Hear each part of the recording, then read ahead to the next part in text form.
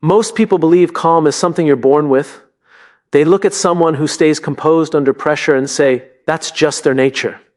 As if calm is a genetic gift handed out randomly, as if some people were lucky enough to receive it and others were destined to live reactive, restless lives. But that belief is comforting only because it excuses responsibility. If calm is a personality trait, then you're not accountable for losing it. If calm is a personality trait, then nothing needs to change. But calm has never been a personality trait. Calm is a choice, and more importantly, it is a practice. Think about it. No one enters this world calm. A baby cries when it's uncomfortable. A child reacts when it's frustrated. Reactivity is the default. Calm is learned. Calm is trained. Calm is earned over time through conscious decisions, especially in moments when reacting would be easier. The problem is that most people wait for calm to arrive before they behave calmly. They say, once things settle down, I'll be peaceful. But life doesn't settle down. The pressure doesn't stop. The noise doesn't disappear. The demands don't slow down. So calm never shows up because calm was never meant to arrive after the storm. Calm is meant to be built inside it. When pressure hits, your body responds before your mind does. Your heart rate increases, your breathing shortens, your muscles tense. That reaction is not weakness, it's biology. But what happens next is a choice. You can let that reaction dictate your behavior, or you can pause long enough to decide who you want to be in that moment. Most people skip the pause. They justify it by saying, that's just how I am. But that sentence is dangerous. Because when you say, that's just how I am, what you're really saying is, I have no responsibility to grow. Calm begins the moment you take responsibility for your response. Not for the situation, not for the behavior of others, not for the outcome, only for your response. You don't control what people say to you. You don't control delays, mistakes, criticism, or chaos. But you do control the meaning you attach to them, and meaning drives emotion. When you believe something is an attack, you feel threatened. When you believe something is feedback, you feel curious. Same event, different meaning, different emotional outcome. Calm people aren't less emotional. They're more intentional. They don't eliminate emotion. They create space between stimulus and response. That space is where choice lives. And choice is what turns instinct into discipline. This is why calm feels unnatural at first, because it goes against your wiring. Reacting is fast, calm is slow. Reacting feels justified, calm feels uncomfortable, especially in a world that rewards speed, outrage, and instant opinions. But here's the truth. Speed feels powerful, but it rarely is. Clarity is power, and clarity requires calm. When you choose calm, you're not suppressing emotion. You're leading it. You're saying, I see you, but you don't get to drive. That's not denial, that's leadership. And leadership always starts internally before it shows externally. The reason this matters is simple. People who can't control their reactions are easy to control. They're pulled by every comment, every delay, every disagreement. Their mood is at the mercy of circumstances. And when your mood is controlled by the outside world, your direction is too. Calm restores authorship over your life. It allows you to respond based on values instead of impulses. It allows you to act in alignment with who you want to be, not how you momentarily feel. And that alignment builds trust. With others, yes, but more importantly with yourself. Every time you choose calm when reacting would have been easier, you reinforce an identity. You start to see yourself as someone who is steady, someone who thinks clearly under pressure, someone who doesn't get dragged into unnecessary battles. An identity shapes future behavior. The more you act calmly, the more natural calm becomes. This is why calm is not achieved in big dramatic moments. It's built in small ones, in traffic, in disagreements, in delays, in criticism, in the everyday moments where no one is watching and nothing is at stake except your integrity. Those moments are training grounds. And here's the paradox. Choosing calm does not mean you care less. It means you care enough to respond well. Calm does not remove passion. It refines it. It channels energy toward progress instead of waste. People often confuse calm with passivity. They think staying calm means staying silent, staying still, staying small. But calm is not passive. Calm is controlled force. It's the difference between a wildfire and a furnace. One destroys everything around it. The other creates sustainable power. When you choose calm, you gain leverage. You listen better. You see more options. You speak with precision instead of volume. And in tense moments, people look to the calmest person in the room. Not because that person is loud, but because they're grounded. That grounding comes from repetition, from making the same choice again and again, even when it's uncomfortable, especially when it's uncomfortable. So don't ask yourself, why do I lose my calm so easily?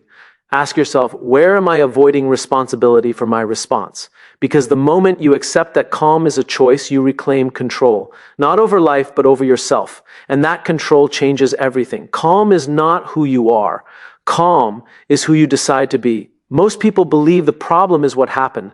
They replay the moment again and again, focusing on the words that were said, the mistake that was made, the opportunity that was lost. They convince themselves that if the situation had been different, they would have been calm. If the person had acted differently, they would not have reacted. If the timing had been better, they would have stayed composed. But the situation is never the problem. Two people can experience the exact same event and walk away with completely different emotional states. One is shaken for days, the other moves on with clarity. That difference is not luck, it's interpretation, it's the meaning each person attaches to what happened. We don't react to reality, we react to the story we tell ourselves about reality. This is why calm is not destroyed by events. Calm is destroyed by unchecked narratives.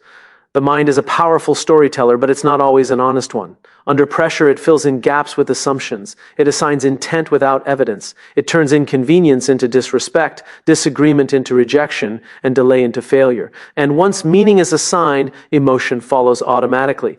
If you believe something is a threat, your body prepares for battle.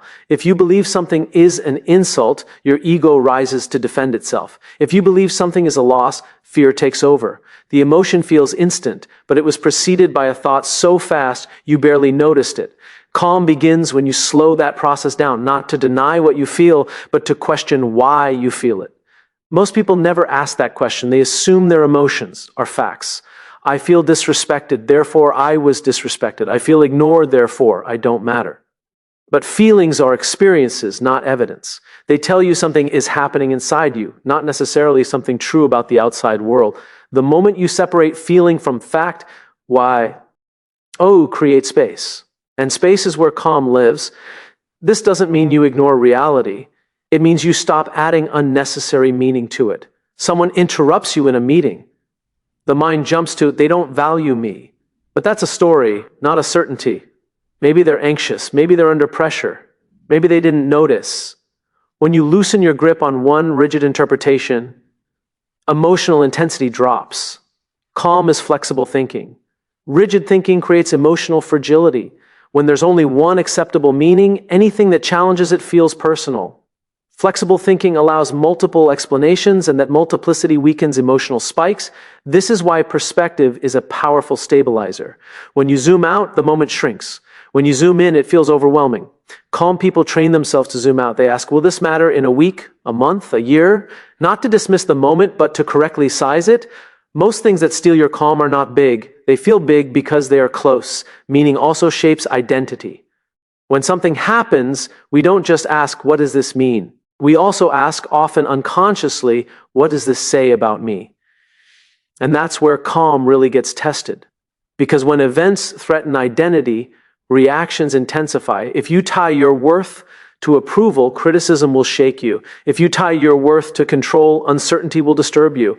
If you tie your worth to success, failure will devastate you. Calm grow. And your sense of self is not hostage to circumstances. This is why purpose matters. When you know why you do what you do, individual moments lose their power to define you. Purpose becomes the filter through which meaning is assigned. Instead of asking, why is this happening to me? You ask, how does this fit into what I'm here to do? That shift is subtle, but it's transformational. Purpose doesn't eliminate difficulty. It reframes it. And reframing changes emotional response. Struggle becomes part of the journey, not evidence that something is wrong. Most people never challenge their internal stories. They live inside them as if they were objective truth. And those stories quietly dictate their emotional life. The same trigger produces the same reaction over and over again, reinforcing the belief that this is just how I am. But the moment you challenge the story, you disrupt the pattern. Ask yourself simple, grounding questions. What else could this mean? What am I assuming? What's actually in my control right now? These questions don't make you passive. They make you precise. Precision is calm in action. When you choose meaning intentionally, you regain emotional agency.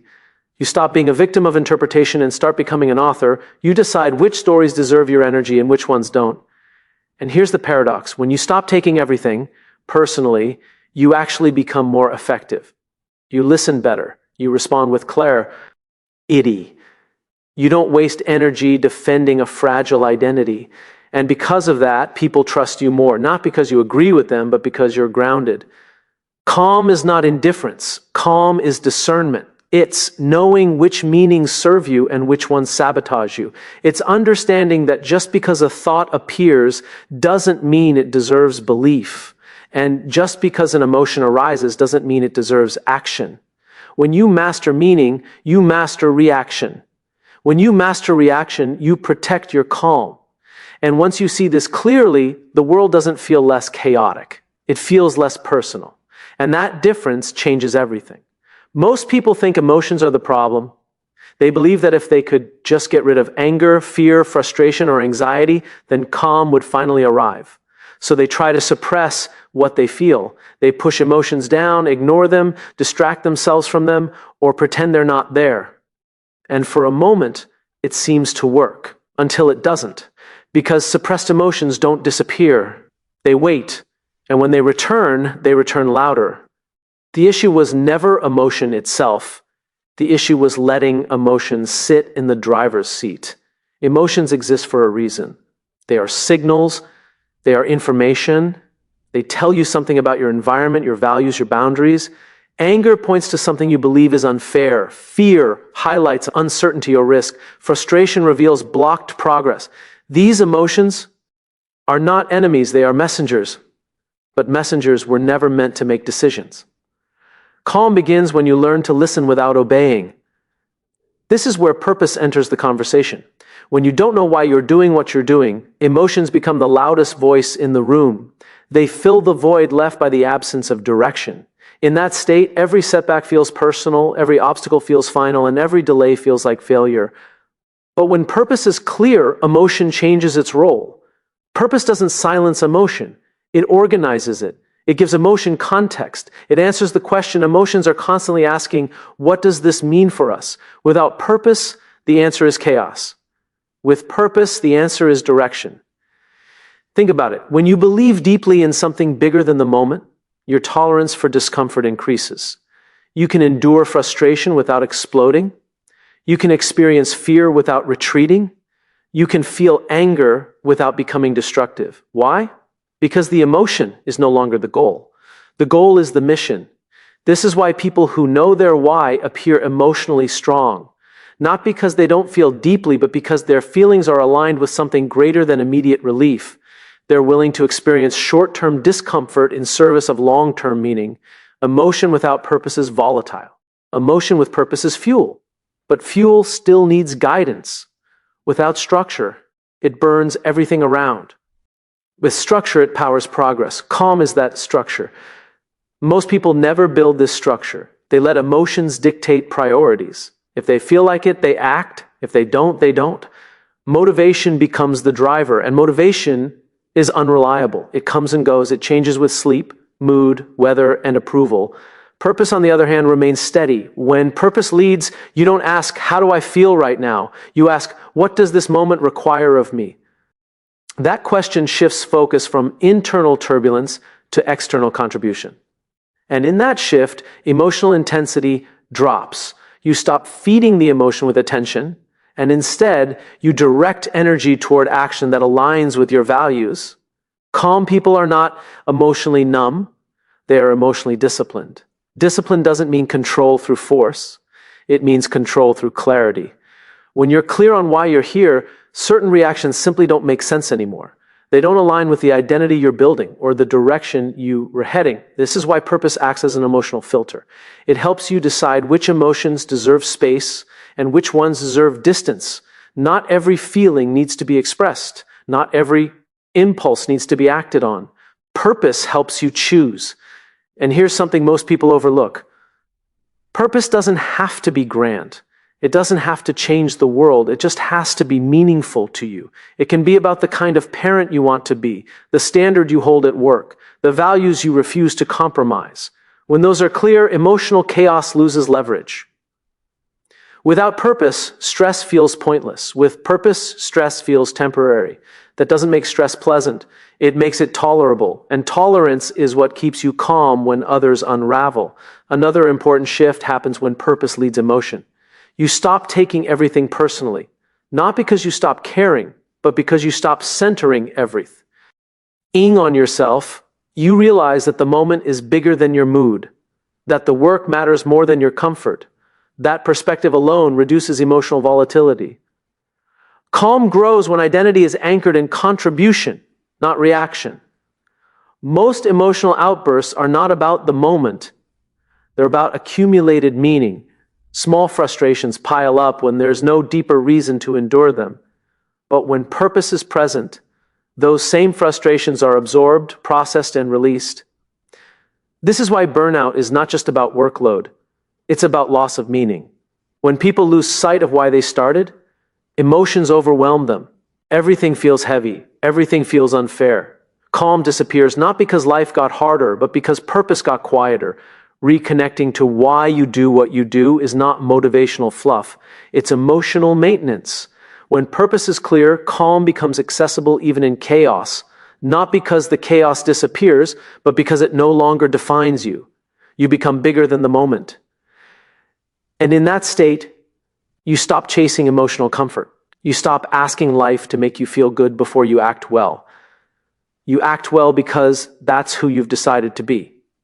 Emotion still shows up, it always will. But it no longer controls the outcome. It informs, it signals, it passes, and you remain steady. That steadiness is not accidental. It's the result of aligning emotion with purpose, not the other way around. Because when your why is strong, your calm becomes resilient. Most people exhaust themselves trying to control things they were never meant to control. They manage conversations in their head long after they've ended. They rehearse arguments that may never happen. They worry about outcomes that haven't arrived yet. And then they wonder why they feel drained, irritable, and constantly on edge. The truth is simple, but uncomfortable. Calm disappears when we confuse influence with control. There are things in life that belong to you, and there are things that don't.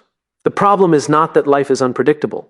The problem is that we keep trying to negotiate with unpredictability. We demand certainty from a world that doesn't offer it. And every time reality refuses to cooperate, frustration follows. Calm begins when you draw a clear line. On one side of that line are your thoughts, your choices, your effort, your attitude, your values, and your behavior. These are yours. They respond to discipline. They grow with intention. They improve with practice. On the other side of the line are outcomes, timing, other people's opinions, reactions, moods, decisions, and circumstances. These are not yours. You can influence them, but you cannot own them. Most people live as if that line doesn't exist. They take responsibility for how others feel. They carry the emotional weight of decisions they didn't make. They judge themselves based on outcomes they couldn't fully control. And slowly, without realizing it, they surrender their calm to forces outside themselves. This is why letting go is not weakness. Letting go is accuracy. It's understanding where your responsibility ends and where it doesn't begin. And accuracy is calming. When you stop carrying what isn't yours, emotional load lightens immediately, but letting go is difficult because ego resists it. Ego wants control because control feels like safety. If you can manage everything, nothing can surprise you. At least that's the illusion. In reality, the more you try to control the uncontrollable, the more anxious you become. Calm grows when you accept uncertainty instead of fighting it. Acceptance is not resignation. It's not giving up. It's seeing reality clearly so you can respond effectively. When you accept that you can't control outcomes, you stop tying your worth to them. You focus on what you can do well, not what you can guarantee. This shift changes how you experience effort. You still work hard, you still care deeply, but you stop attaching your identity to results. And when identity is detached from outcome, pressure decreases. Pressure doesn't come from effort. Pressure comes from attachment. Attachment to being right, attachment to being liked, attachment to things going exactly as planned. When those attachments loosen, calm strengthens. Most anxiety is future-focused. It lives in what if. What if this fails? What if they judge me? What if it goes wrong? These questions assume control where none exists. Calm lives in the present, because the present is the only place where choice is real. You cannot act in the future. You can only prepare in the present. Preparation is within your control. Outcomes are not. When you shift energy from worrying about results to improving preparation, you reclaim calm. This also changes how you deal with people. When you stop trying to control their reactions, conversations become lighter. You speak honestly instead of strategically. You listen without rehearsing your defense. You show up as yourself instead of managing impressions. Calm people are not manipulative. They are clear. Clarity comes from knowing what you're responsible for and releasing the rest. You're responsible for your words, not how they're interpreted. You're responsible for your actions, not how they're judged. You're responsible for your effort, not the applause. That doesn't mean you become careless. It means you become grounded. There is also freedom in this clarity. When you accept what you cannot control, you stop taking things personally. Someone's reaction becomes information, not a verdict. A delay becomes an inconvenience, not an insult.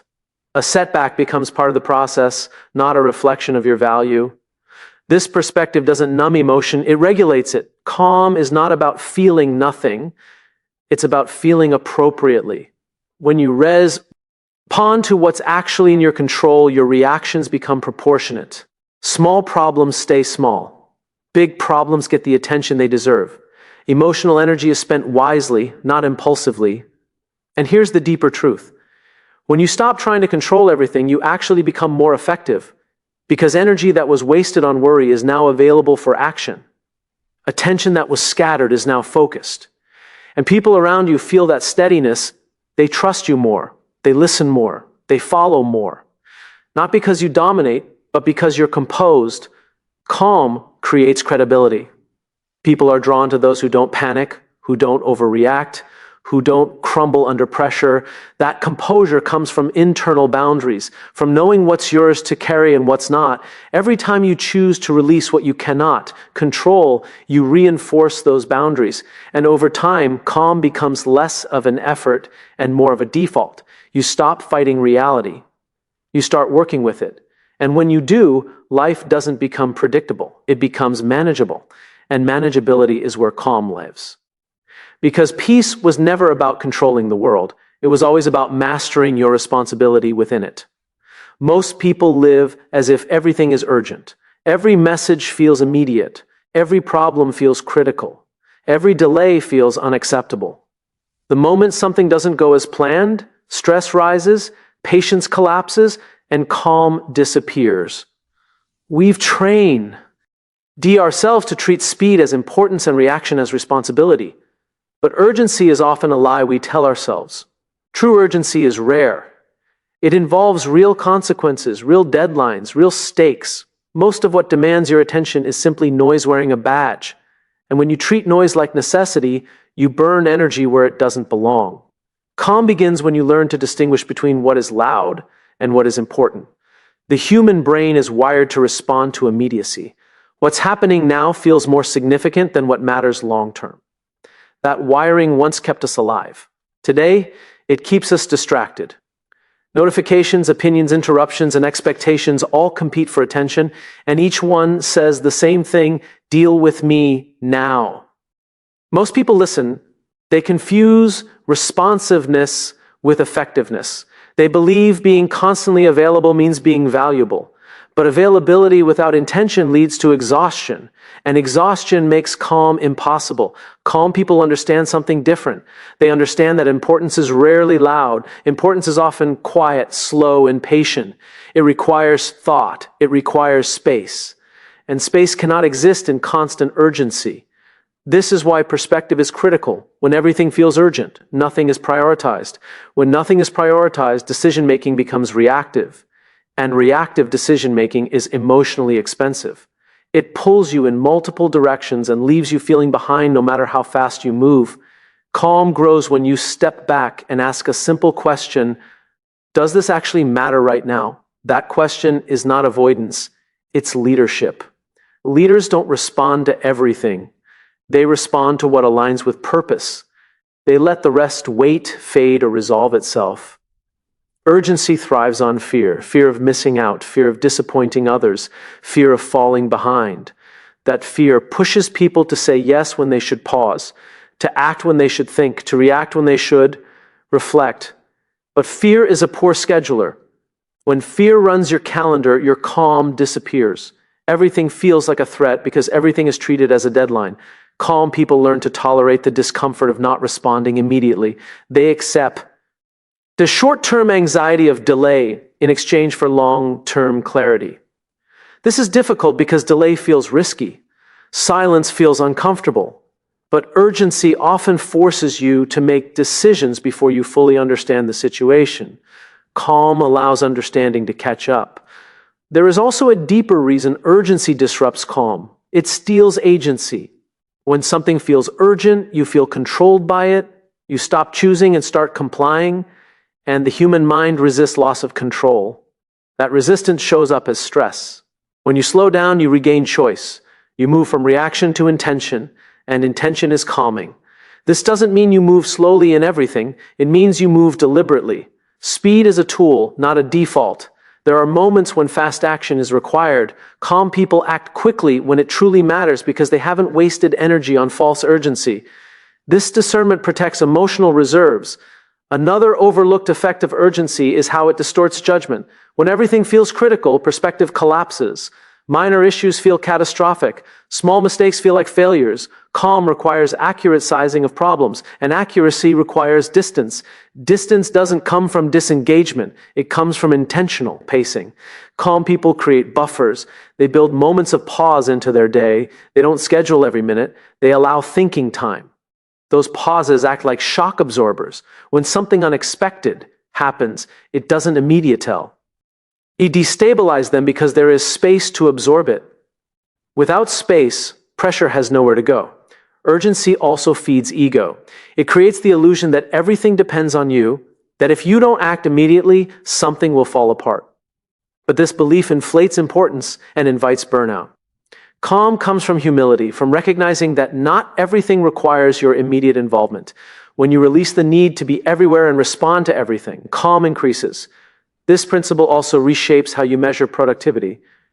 Productivity is not about how much you do. It's about how well what you do aligns with what matters. Urgency focuses on volume. Calm focuses on value.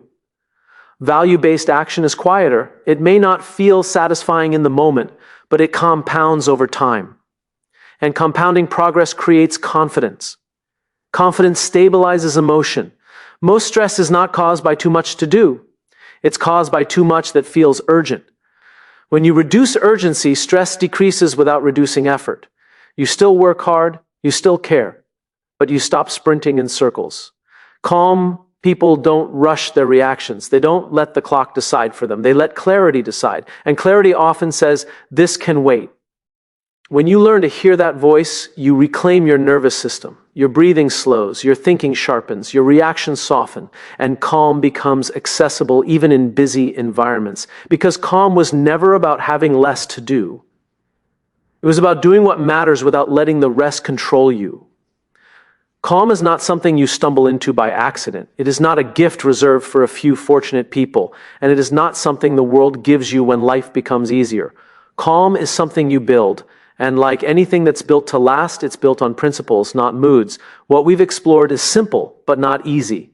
Calm is a choice you make again and again. It begins when you stop reacting automatically and start responding intentionally. It grows when you realize that events themselves are neutral, and it is the meaning you assign to them that shapes your emotional state. Change the meaning, and you change the experience. We saw that emotions are not enemies to be eliminated, but signals to be led. When purpose guides emotion, intensity turns into energy instead of chaos. You stop asking how you feel and start asking who you choose to be. That shift alone gives you stability in moments that once overwhelmed you. We learned that peace comes from accuracy, from knowing what is yours to control and releasing what never was. When you stop carrying outcomes, opinions, and timing on your shoulders, pressure eases. You still show up fully, but you stop tying your worth to results. And that separation is where calm becomes sustainable. We also discovered that urgency is often an illusion. The world will always demand speed, but speed without clarity creates stress, not progress. When you slow down enough to distinguish what truly matters from what is merely loud, your energy becomes focused. Focus creates confidence. Confidence steadies emotion. Together, these principles point to one truth: calm is strength. It is not passive and it is not weak. It is controlled power. It is the ability to stay grounded while everything around you is noisy. It is the discipline to pause when reacting would be easier, and it is the courage to live by values instead of impulses. The goal is not to eliminate emotion or avoid pressure. The goal is to become the kind of person who can move through pressure without losing themselves. Someone who is not pulled by every opinion, delay, or distraction. Someone who remains steady because their foundation is internal, not external. When you commit to these principles, something changes. You stop being managed by circumstances. You stop giving your peace to things that don't deserve it. And over time, calm becomes your default. Not because life is calm, but because you are. And that is the real victory. Not controlling the world, but mastering yourself,